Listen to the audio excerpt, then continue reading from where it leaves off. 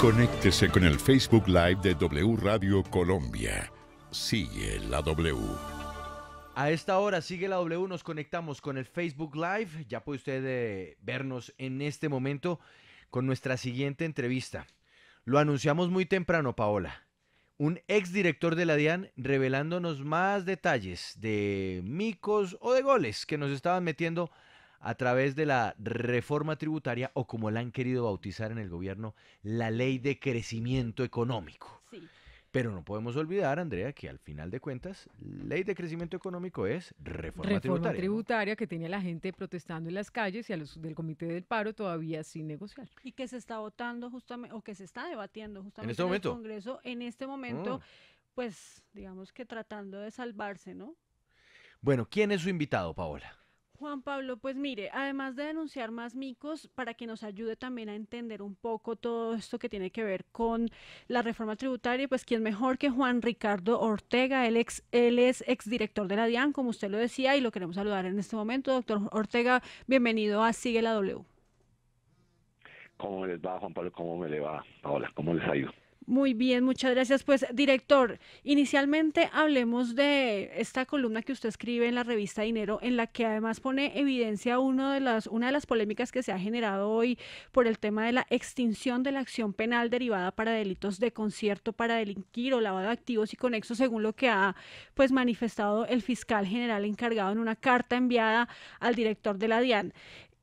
Entendemos, y además hay que aclarar ahí, Juan Pablo, que en la exposición de motivos los congresistas fueron los que le propusieron al gobierno que, digamos, dejara claro que la acción penal también se extinguiera por los delitos que se hayan cometido para preparar o facilitar la ejecución de las conductas que generaron la evasión de impuestos.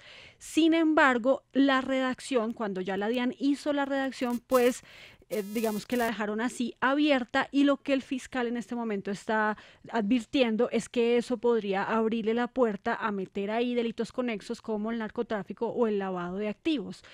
¿Qué pasó entonces? El gobierno dice, ok, sí, yo lo revisé, lo aprobamos así, pero para tener mejor claridad vamos a ajustar ese texto y que no haya ningún problema. Un segundo, Paola. Usted nos está diciendo que ya el gobierno reconoce que sí revisó y aprobó el texto. Sí, Juan Pablo, el Ministerio de Hacienda, esto, o sea, el artículo lo redactó así la DIAN porque se lo pidió el Congreso. Sí. Sin embargo, el gobierno lo revisó y le dio el aval, lo aprobó, y es lo que hoy la Fiscalía está diciendo como, bueno, pilas ahí con eso. Entonces ¿Y usted ya el gobierno tiene identificado quién fue el que le dio el chulo? Sí, esto se lo dio el viceministro de Hacienda, el doctor Londoño. Bueno, pero volviendo... Sí, no, pero el viceministro va a pasar entonces también por momentos difíciles ahorita, ¿no? Sí, aunque es importante también decir pues que el viceministro está diciendo que él lo entendió en el sentido de que aclaraba y que no ve dónde se le abre la puerta a que se puedan meter los delitos conexos como lavado de activos y narcotráfico, pero que igual ya se le va a hacer el ajuste, que eso es lo importante, que tranquilo país, que vamos a hacer el ajuste y eso no va a quedar, y también pues darle tranquilidad al señor fiscal encargado. Pero volviendo a lo que de lo que hablaba el doctor Juan Ricardo Ortega en su columna, es que él dice que, bueno, a pesar o aparte del tema de incluir los delitos conexos, pues sí es como que si uno está evadiendo y lo cogen las autoridades, pues solo con pagar y ponerse al día ya queda libre de todos los delitos. Doctor Ortega, queremos iniciar por ahí entonces. ¿Por qué usted considera que es un mico si es que normalizar es precisamente eso, darle a la persona que está evadiendo impuestos la oportunidad de ponerse al día? A ver, yo no tengo ningún problema, y de hecho fuimos los que propusimos las primeras normalizaciones, que Colombia de alguna manera limpie su pasado. Yo creo que hay muchas cosas que se hicieron irregularmente por muchas razones, algunas inclusive por susto de secuestros o amenazas. El punto es que de aquí para adelante, no miremos para atrás, de aquí para adelante, imagínense que alguien evade, y en Colombia hay casos de evasión, nosotros hicimos una investigación que eran $2.000 millones, y que usted lo coja, ¿no? Y le descubra todo el esquema, y la persona pague y no le pase nada. Entonces usted termina haciendo un juego muy simple, y es, hombre, pues corro el riesgo, si me sale, perfecto, evadir la plata, y si me llegan a coger solamente tengo que pagar, y en realidad no hay ninguna consecuencia. Y es un tema muy básico de igualdad. Imagínese que usted le dijera a todos los ladrones del país, tranquilos, que si devuelven lo que se robaron o pagan el daño que hicieron, ya no hay ningún castigo. eso no creo que sea el tipo de señales que resuelven un problema de cultura como el que tiene Colombia en evasión de impuestos. O sea, Colombia recauda mucho menos que países como Honduras. Honduras recauda 18% del Producto Interno Bruto, Colombia está en 14%. Y yo que como vamos a terminar en 12%, siendo uno de los países con menor recaudo de toda América Latina y con una de las tasas más altas. Yo creo que eso tiene que decirle mucho a la opinión pública que cobramos lo mismo que Brasil y recaudamos una tercera parte. Pero, doctor Juan Ricardo, hablemos, ahora que usted está hablando de otros países, ampliemos el espectro. En otros países, cuando se ha establecido este ejercicio para tratar de conseguir que los deudores al sistema tributario pues se pongan al día, ¿se han dado este tipo de amnistías o al contrario se les ha sancionado con dureza, con firmeza, para que no sea esto pues, como usted lo señala, un borrón y cuenta nueva que manda un mal mensaje al país y a los contribuyentes en general? Juan Pablo, yo lo divido en dos momentos del tiempo. Casi todo el mundo perdona cosas del pasado. Y yo que Colombia necesita perdonar cosas del pasado. Yo con eso no tengo ningún problema. El problema es hacia el futuro. Y como está escrita la ley, es que la sanción penal por evasión de impuestos, que parte de un nivel ridículamente alto, como de 5.000 millones de pesos, de aquí en adelante, quien evada mañana o el próximo año o en 2 años, tiene la tranquilidad que si lo cogen, solamente necesita pagar para que no le hagan ninguna sanción penal. Y lo que es importante es el acuerdo social de que la evasión de impuestos se sanciona como se sanciona cualquier otro crimen. En Colombia esa conciencia al día de hoy no existe y con la norma como está no va a cambiar. Y ese es mi único punto y es, listo, perdonen lo que quieran con respecto al pasado. Inclusive yo sería bastante amplio en el tipo de cosas que se consideren hacia atrás, pero hacia adelante, nada. Y uno de los casos sensibles es todo el caso de Odebrecht. Fíjense que todas las empresas que le pasaron plata a Odebrecht lo hicieron con gastos ficticios para poder generar un gasto en la empresa con el cual sacaran la plata con el que financiaron campañas. Todas esas cosas son cosas que de no fortalecerse la norma penal van a seguir ocurriendo. Sí, pero eso en el momento en que lo cojan, en que sea pillado, pero si la persona voluntariamente se acerca y dice quiero normalizar estos activos, no de pronto merecería como Claro, un claro, principio de oportunidad. Como, totalmente como de acuerdo. un cariñito, Sí. doctor Ortega. Hacia el pasado sí. Yo les digo, yo apoyo lo que quieran hacia el pasado. Pero no que cada 2 años va a pasar lo mismo, porque entonces no va a haber pasado, va a ser así para siempre. Ah, porque se Yo, nos yo, vuelve Claro. es una yo les mala perdono, costumbre. Yo espero entonces la amnistía dentro de 2 sí, años y ahí sí me pongo al día. claro, sí, Porque es que además exactamente. en esta ley de financiamiento que está vigente ya se hizo un proceso de normalización, digamos, de Sí, activos que están en el exterior y demás, entonces hasta ahí podría llegar ese tema y ya, no seguir normalizando de aquí en adelante. es que usted está bajando la tasa si normaliza el 15% de la que tenía que haber pagado el 33%. Entonces todo el mundo solo tiene que hacer trampa, esperar 2, 3 años. Además metieron otra norma de procedimiento que la gente no entiende y es que puede corregir la declaración hasta en 3 años. Entonces el día que le hacen la auditoría, usted corrige ese mismo día y ya no pasó nada. O sea, hay 1000 trucos para jugar a hacer trampa y saber que no le va a pasar gran cosa en caso de que lo descubran. Y eso no está bien. Yo creo que está bien decir, ¿sabe qué? En Colombia han pasado muchas cosas, podemos perdonar, yo perdonaría de todo. Inclusive yo haría discusiones con la Fiscalía de ciertos casos en los cuales no vale la pena ponerse a hacer las análisis sobre el pasado, sobre la historia de los últimos 30 años, 40 años de Colombia. Pero a partir del 1 de enero del año 2020, volvámonos serios, de aquí para adelante. Y de ahí seamos muy exigentes en las sanciones de cualquier crimen, desde el fraude para financiar ilícitamente una campaña hasta el lavado de activos o crímenes conexos. Yo creo que Colombia tiene que partirse entre el futuro y el pasado y sería importante si eso se hiciera. Sí, doctor Ortega, uno de los componentes más importantes precisamente de esta reforma tributaria tiene que ver con la normalización.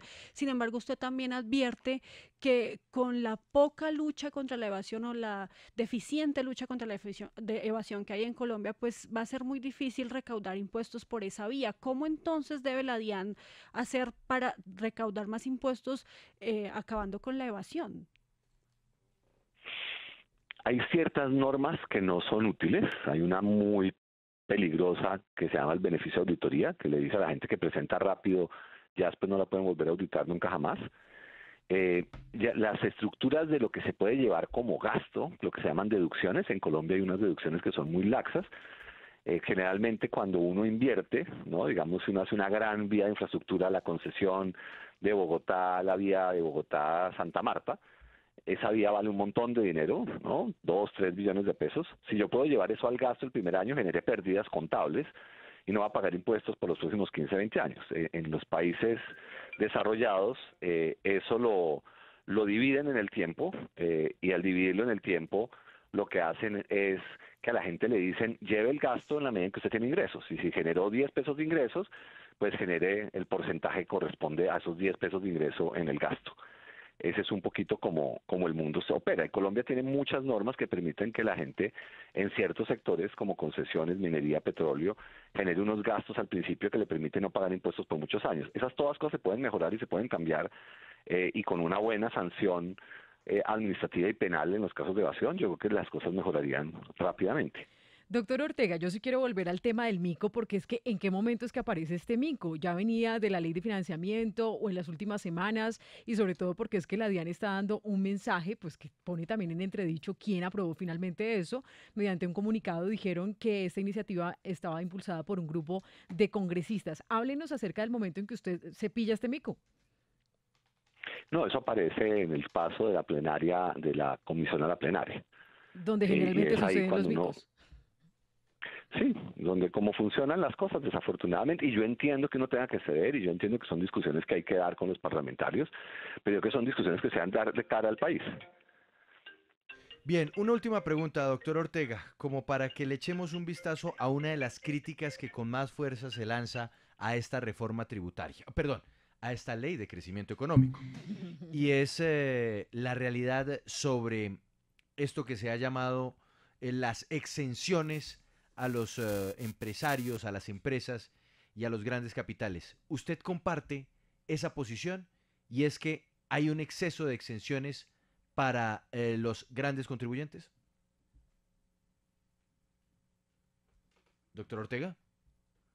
Uy, perdimos la comunicación con Juan Ricardo Ortega, exdirector de la DIAN. Vamos rápidamente a restablecer este contacto Sobre todo, para poder hacerle esta última pregunta. claro, sobre todo que esta es una voz autorizada porque está diciendo pues que desde la DIAN sí se puede tener pues más en cuenta todo lo que tiene que ver con ese listado de personas que estarían también rayando en la delincuencia y justamente este mismo argumento es el que presentó Fabio Spitia como fiscal encargado diciendo que ese punto le tiene miedo porque entonces facilitaría que se le borren como borrón y cuenta nueva a quienes estén delinquiendo solamente por pagar impuestos.